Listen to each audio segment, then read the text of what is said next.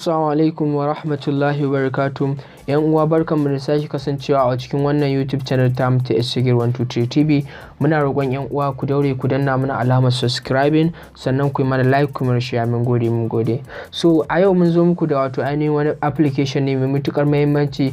Wannan application din zai baka dama ka rinka samun kuɗi. Ba kowane application bane ba wannan illa dataway. Dataway application ne da ake amfani da shi wajen sai da data. Zaka sai da data ka samu riba. So ba ta ɓata lokaci ba za mu zo mu shiga cikin bidiyon namu. Link ɗin wannan application ɗin za mu ajiye muku shi a description, don haka sai ku je ku shiga link ɗin sai ku yi register. Ba tare da ɓata lokaci ba ga shi nan application ɗin mun shiga cikin dataway application kenan. So ba ta ɓata lokaci ba, in ya buɗe maka kamar haka sai ka zo ka danna inda aka saka register ɗin nan. Kuna gani inda aka saka register ɗin nan.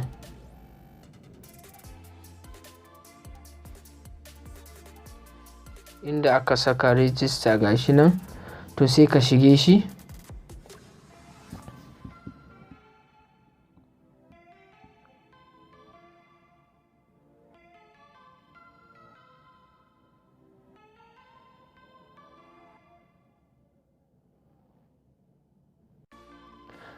Na'am, kamar yacce kuke gani application din wato ainihin ya buɗe mana, wato website din ya buɗe mana kamar yacce kuke gani. So kamar yacce kuke gani wannan rubutun inda aka rubuta sai mutum ya samu ya karanta shi sosai da sosai. Wannan rubutun gashi nan aka ce activate, subscribe and get 7 GB data. So abinda da nake bukata a nan gurin shine bayan ka gama karanta wannan statement din ka fahimci shi sosai da sosai. So nan aka ce including gift items, cash reward with just 2000 subscription fee. Ma'ana wannan application din ana register da shi, ana saka 2000 sai a yi register a cikin wannan application din. Kamar yacce kuke gani nan ne yacce ake yin register application din nan. Da farko zaka zo ka rubuta email ɗinka a farko, sannan zaka rubuta number wayarka, full number wayarka, sannan zaka rubuta sunanka full gabaki ɗaya, sannan kuma zaka saka username. Kowa ya san dai abin da ake nufi da username. Misali idan sunanka Umar, so zaka iya saka Umar something a gaba ko kuma umar kaza. So shine wannan username din. So kamar yacce kuke gani nan referral code ne. Kamar yacce kuke gani kuna shiga za ku ga referral code din Sagir123 shine referral code din. Kamar yacce kuke gani Sagir123 Sagir12 shine referral code din kamar yacce kuke gani. Sai kuma nan wajen select payment method inda zaka yi registration din kenan, ka biya su kuɗin kenan. So ba ta ɓata lokaci ba za mu ajiye muku wato ainihin hanya biyu ce ta wato ainihin yin register a wannan application din. Na farko akwai coupon code, akwai online payment, amma mu gaskiya mun fi amfani da coupon code. In kuma kana da dama zaka iya yi ta online payment. So in ta coupon code ne sai ka zo ka shiga inda aka saka.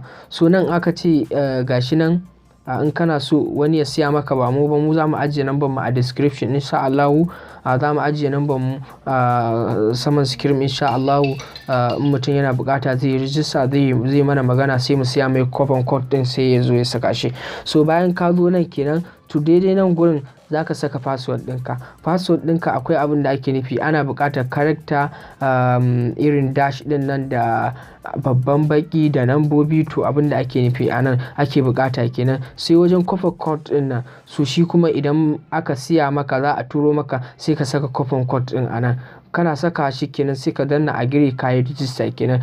Ba tare ɓata lokaci ba mu mun yi register a wannan application namu. Za mu nuna muku yacce application ɗin yake. Ba tare ɓata lokaci ba za mu login zuwa application ɗin, zuwa cikin wato ainihin application ɗin. Kamar yacce kuke gani yana searching. Na'am, kamar yacce kuke gani mun gashi nan ya buɗe. So za mu login ɗin shi.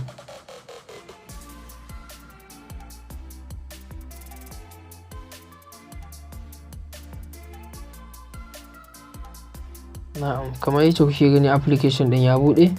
So kun ga kamar yacce application ɗin yake.